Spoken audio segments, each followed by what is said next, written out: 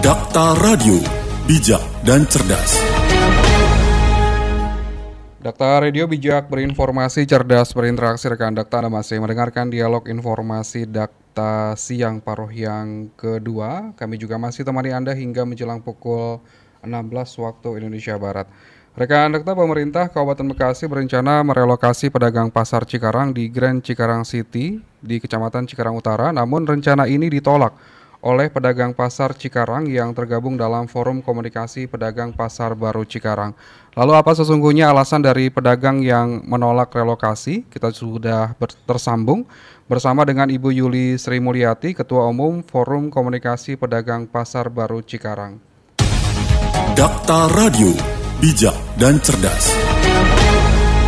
Assalamualaikum warahmatullahi wabarakatuh, Bu Yuli. Waalaikumsalam warahmatullahi wabarakatuh. Kabar sehat ya Bu ya? Alhamdulillah, sedikit capek. Baik, Bu Yuli, ini apa sesungguhnya alasan dari para pedagang ini Bu yang tergabung dalam Forum Komunikasi Pedagang Pasar Baru Cikarang menolak relokasi yang nantinya akan dilakukan oleh pemerintah Kabupaten Bekasi? Yang pertama begini, kami para pedagang yang tergabung, terutama yang tergabung di FKP2B atau pedagang yang lainnya, yang memiliki HPT terutama ya, yang ada di lantai dasar gedung Pasar Baru Cikarang, itu sama sekali kita tidak diberitahu atau diajak komunikasi oleh pihak Pemda. Kami baru tahu itu setelah dapat berita dari beberapa online yang menyatakan bahwa pedagang pasar Cikarang akan direlokasi GCC. Kami menolak, jelas kami sangat menolak, sangat banyak alasan. Yang pertama, itu lokasinya kan di GCC, secara transportasi juga agak jauh. Yang kedua, langganan-langganan kami yang sudah terbiasa di pasar Cikarang akan beradaptasi lagi ketika kita berubah di pasar GCC.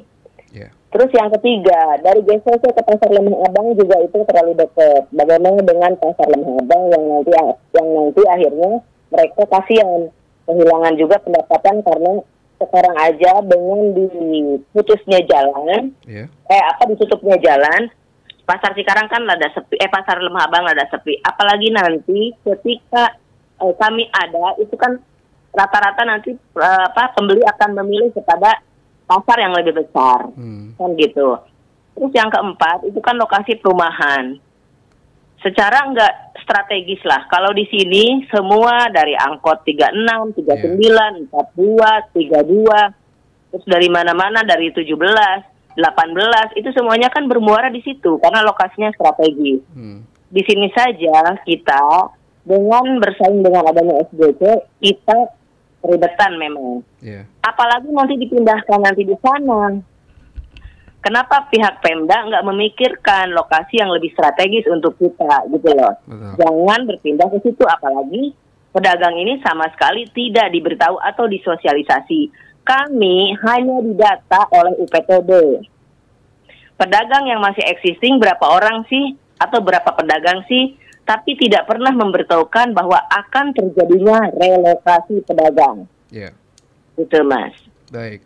Artinya memang ada berbagai macam alasan ya Bu ya, penolakan yang dilakukan oleh pedagang. Salah satunya adalah tempat yang kurang strategis ini. Padahal kan memang untuk lokasi di GCC ini luasnya juga 50 hektar. Nah mungkin bisa menjelaskan Bu terkait dengan penolakan yang memang dilakukan yang saya baca kalau untuk pasarnya 6 hektar ya, 4 hektar untuk kita. Tapi kan di situ kan untuk transportasi itu hanya satu jalur antara Kerawang mungkin dengan Lemah Abang. Masuk ke dalam beda juga ya Bu ya? Kita di sini. Ya, beda dengan kita di sini yang dari beberapa sudut ya, 4 pilar kan, 4 lokasi lah, 4 dari sebelah mana juga ke kita tuh kan nyampe. Udah gitu nih pedagang ini kan sudah puluhan tahun. Ada yang 3 generasi dari nenek kakeknya, buyutnya, terus kemudian dari neneknya, kemudian ke ibunya, terus kemudian ke anaknya. Nah itu kan udah ada yang 40 tahun, ada yang udah 30 tahun. Mereka sudah nyaman dagang di sana, sudah dari merasa udah sangat memiliki lokasi tersebut, dan pedagang ini kan investasi juga. Pemda kan nggak tahu kalau ada pedagang yang gulung tikar karena sepi. Tidak semuanya begitu dagang itu langsung maju kan. Kami semua di sini investasi, cuma bedanya investasi kita berbentuk kecil. Kerugian kita nggak seperti kerugian besar karena kita bukan kapitalis, bukan pengusaha besar. Tapi kita juga yang dulu yang awalnya ini invest, yang tadinya sepi di Cikarang ini, terus kemudian dengan adanya pedagang kan jadi sangat ramai gitu loh. Jadi yang meramaikan atau yang menghidupkan suasana atau tempat itu kan awalnya pedagang. Baik. Gitu. Jadi ada sejarah juga bagi para pedagang yang memang awalnya dari turun temurun udah dagang di situ. Ketika mau dipindahkan ke tempat lain kan mereka juga menolak. Iya. Baik, Bu Yuli, ini rencana relokasi ini berkaitan dengan revitalisasi pasar Cikarang ya, Bu ya? Kayaknya, kan kita nggak dikasih tahu. Saya juga nggak paham itu. Tahu-tahu ada berita bahwa pedagang pasar Cikarang direvitalisasi, pedagang pasar sekitar 6.000 yang akan diberi tanah 4 hektar. Nah itu yang saya baca hanya sekilas-kilas itu. Belum ada sosialisasi atau pertemuan dengan kita, kan harusnya dibahas bersama-sama. Setuju nggak? Terus bagaimana ini, sanggup nggak? Walaupun memang informasinya nih katanya gratis selama 1 tahun berjualan di sana gitu kan. Nah, ini kan hanya katanya yang kita dengar dari beberapa pihak kan. Tapi kitanya sendiri, pedagang sendiri malah nggak tahu apa-apa. Kita semua juga terbengong-bengong gitu ketika ada berita di beberapa media online ya, baik dari bupatinya maupun kadisnya yang sudah beredar berita, kita semuanya pada bingung juga gitu, karena memang tidak ada pemberitahuan dan tidak diajak bicara.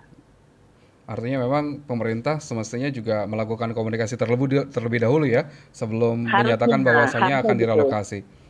Harusnya gitu, karena kan beberapa pengaduan kita, baik ke One Team Press, terus ke DPR RI, terus kemudian ke beberapa, terutama ke Ombudsman.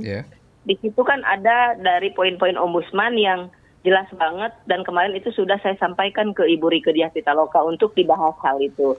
Di situ tanda tangan antara Kadis, saya, dan pihak Ombudsman.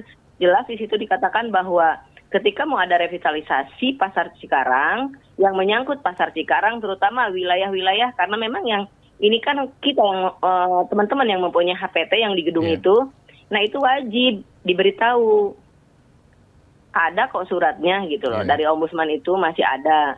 Kok diindahkan ya gitu. Sementara kan kadisnya yang sekarang kan memang kan baru, bukan dulu kami perjanjiannya kan dengan Pak Rofiq waktu di mediasi di Ombudsman. Baik, Bu, kemarin juga dihadiri oleh anggota DPR RI Ibu Rieke Diah Pitaloka dan juga pimpinan DPRD ya Pak Sulaiman. Apa yang mereka katakan dan juga mencoba membantu pedagang seperti apa nantinya? Ya, kebetulan Ibu Rieke Diah Pitaloka kan sedang reses di Kabupaten Bekasi. Dalam kesempatan tersebut, Ibu Rieke juga jadi akhirnya minta waktu kepada kami untuk bicara karena atas pengaduan kita juga para pedagang ke Ibu Rieke.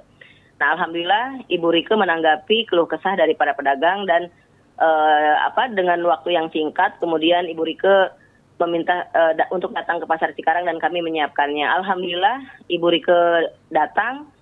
Di situ memang jelas karena memang dulu saya pernah berada di Komisi 6 minta bantuan.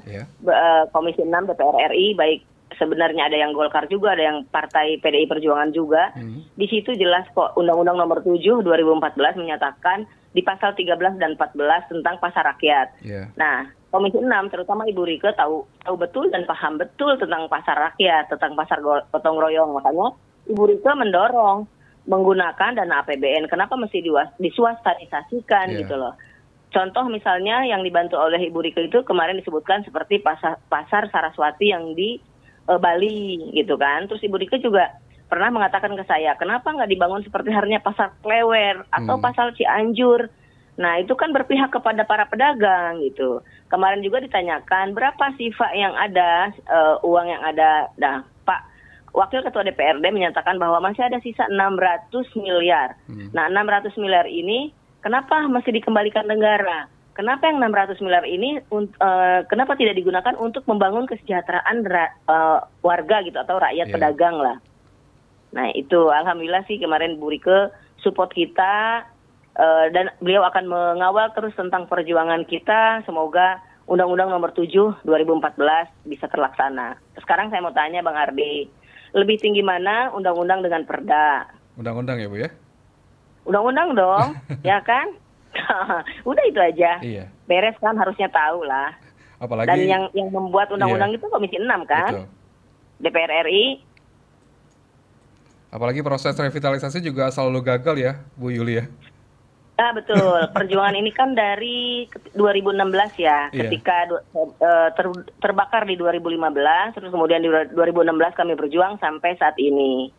Nah, waktu demo kita yang keempat terakhir kan dulu, alhamdulillah tuh Ibu Neneng membatalkan PT Sanjaya karena memang ada tuntutan kita ketika demo ada 4 poin. Yang pertama adalah tolak BOT, yang kedua tolak desain konsep, yang Iya. ketiga tolak menjual rezeki mas. Nah, keempat, kita meminta kepada pemerintah untuk gunakan APBD dan APBN sesuai Undang-Undang Nomor 7 2014. Nah, ketiga itu sudah gugur karena Sanjaya sudah sudah dibatalkan sama Bupati. Iya. Nah, tinggal poin yang terakhir ini yang gunakan APBD dan APBN. Nah, sekarang tiba-tiba muncul lagi tentang relokasi di perumahan lagi. Betul. Gitu. Ini saya juga nggak ngerti cara berpikirnya pemerintah ya. Saya nggak paham caranya berpikir pemerintah, kenapa juga harus di GCC, Iya. gitu. Dan kenapa juga nggak meminta pedagang untuk diajak bicara. Nah, sekarang mungkin jika seandainya ada pedagang yang diajak bicara, pedagang yang mana? Iya. Itulah yang punya HPT enggak gitu. Apakah pedagang kaki lima yang saya diduga itu kan ada salah satu paguyuban pedagang pasar. Nah, itu kan kaki lima. Beda dengan kita yang benar-benar yang punya istilahnya yang ada di dalam gedung. Kan harusnya yang diperhatikan itu, Iya. yang diajak komunikasi itu adalah mereka-mereka yang jualan di dalam gedung yang memang memiliki HPT. Gitu. Baik. Bu Yuli, mungkin apa yang ingin disampaikan terkait dengan adanya wacana ini Bu terakhir? Ya, kalau saya ingin menyampaikan kepada Bapak PJ Bupati dan Kepala Dinas agar membatalkan ditinjau ulang ya, Iya. tentang relokasi atau pemindahan pedagang pasar Cikarang ke GCC. Kami para pedagang jelas-jelas menolak ketika akan direlokasi. Nah, kami menginginkan kebijakan daripada pemerintah setempat, yang pemangku kebijakan, baik anggota dewannya maupun pemerintah, khususnya Bupati dan Kadis, itu agar mementingkan kami para pedagang pasar Cikarang karena memang pedagang ini sudah cukup puluhan tahun berjualan. Nah, kita pakai hati nurani sajalah. Iya. Kasihan para pedagang ini yang sudah berjuang untuk investasikan uangnya di sana, membesarkan nama baik pasar Cikarang sampai saat ini. Tolong diperhatikan itu dan ajak bicara kami, jangan dianggap sebelah mata. Gitu. Baik. Bu Yuli, terima kasih sudah berbincang bersama dengan Dakta. Mudah-mudahan ini prosesnya cepat selesai dan juga pedagang juga bisa berjualan dengan nyaman ya Bu ya. Amin, amin. Mohon doanya untuk semuanya. Baik. Selamat beraktivitas kembali Bu Yuli. Assalamualaikum warahmatullahi wabarakatuh. Waalaikumsalam warahmatullahi wabarakatuh. Dakta Radio, bijak dan cerdas. Rekan Dakta, itu tadi kami ajak berbincang Ketua Umum Forum Komunikasi Pedagang Pasar Baru Cikarang, Yuli Sri Mulyati.